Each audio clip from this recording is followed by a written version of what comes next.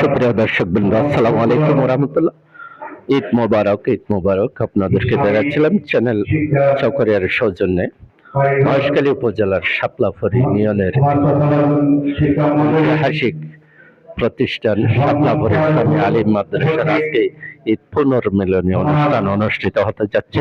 আপনারা দেখতে পাচ্ছেন আজকে পবিত্র ঈদ উল ফিতরের পরের দিন ঈদ উল ফিতরের অনুষ্ঠান।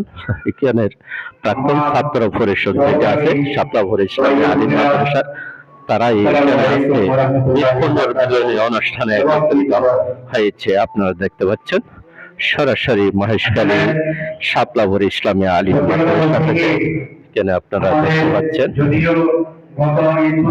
সুপ্রিয় দর্শকবৃন্দ, এটা প্রতি বছরই অনুষ্ঠিত হয় শাপলাফড়ি ইসলামী আলিম মাদ্রাসা প্রাক্তন ছাত্র পরিষদ। এখানে প্রতি বছর রমজান এবং কোরবানের পরেই সবাই এখানে আমরা একত্রিত হয়েছি।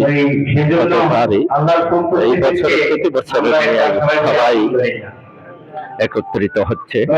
আপনারা জানেন এটা ঐতিহ্যবাহী প্রতিষ্ঠানের ঈদ পুনর্মিলনী, অর্থাৎ প্রাক্তন ছাত্র পরিষদের এখানে অনুষ্ঠান।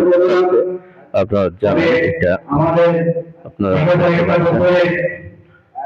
শাপলাফড়ি ইসলামী আলিম মাদ্রাসা প্রাক্তন ছাত্র পরিষদের ঐতিহাসিক পুনর্মিলনী অনুষ্ঠান।